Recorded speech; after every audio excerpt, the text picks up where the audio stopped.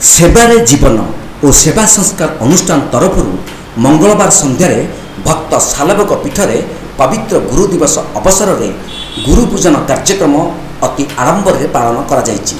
प्रारंभ में मुख्य अतिथि डॉक्टर बलराम दास एही शिविर को उद्घाटन करथिले। संपादक अंशुमान जेना स्वागत भाषण सह कार्यक्रम रूपरेख संपर्क में सूचना प्रदान करथिले। सुश्री अभिलिप्सा दास स्वागत संगीत गान करथिले।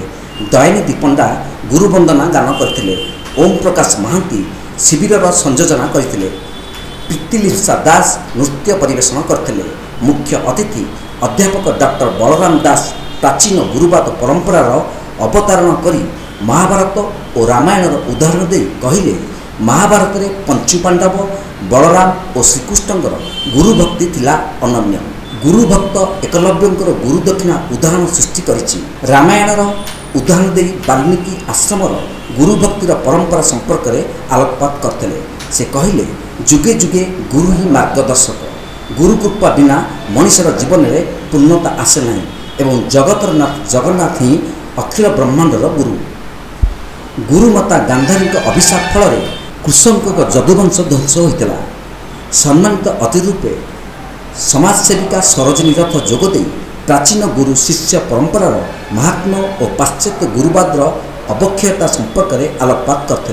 अन्यतम सम्मानित अतिथि मध्य डॉक्टर शशिकांत रथ, प्राबंधिक सत्यनारायण दास और डॉक्टर शंकरषण प्रधान जोगदे गुरु ही आलोकवर्तिका गुरु शिष्यर प्राचीन परंपरा आधुनिक समाज में विरल। छात्र छात्री माने भारतीय संस्कृति और परंपरा को सम्मान दे भक्ति भाव में समर्पित हेले गुरु परंपरा बजाय रहिबो बोली कहिथिले। एही अवसर में श्रेष्ठ गुरु प्रतिभा सम्मान तथा मानपत्र गुरु सुशांत कुमार स्वाई, अनंग उदय बल, अर्चना राय, कृष्णप्रिया प्रधान को प्रदान सह सम्मानित करा जायतिला। वक्तृता प्रतियोगिता निर्लिप्ता साहू प्रथम, सर्वजिन जेना द्वितीय, क्षेत्रमोहन प्रधान तृतीय स्थान ग्रहण करथिबा प्रतियोगी मानकु प्रमाणपत्र और पुरस्कार प्रदान करा जायतिला। आलोचना चक्र में डॉक्टर प्रदीप कुमार आचार्य, पूर्णचंद्र साहू, इंजीनियर गिरिजा शंकर पाढ़ी, अन्नपूर्णा कर, कविता आचार्य, राणी आचार्य, स्नेहलता रथ प्रमुख अंशग्रहण करथिले। नरेंद्र कुमार जेना धन्यवाद अर्पण करथिले। जो सेवा ही जीवन सेवा संस्कार अनुष्ठान तरफ आमर जो अच्छा ओम प्रकाश महांती तार सभापति अच्छा एवं अंशुमान जेना संपादक अच्छा आज ये अवसर में मुख्य अतिथि भाव में मत ये भक्त सालबक पीठ को निमंत्रित कर अत्यंत खुशी एवं ये जो गुरुपूजन कार्यक्रम चली ये कार्यक्रम आमर गोटे भारतीय परंपरा भारतीय संस्कृति गोटे आमर गुरुवाद हूँ दिग्दर्शन। भारतीय सनातन धर्म जो उदार चरिता नाम वसुदैव कुटुंबकम समग्र विश्व को गोटे परिवार भली भाविबा ये हूँ आमर भारतीय संस्कृतिर मूल मंत्र।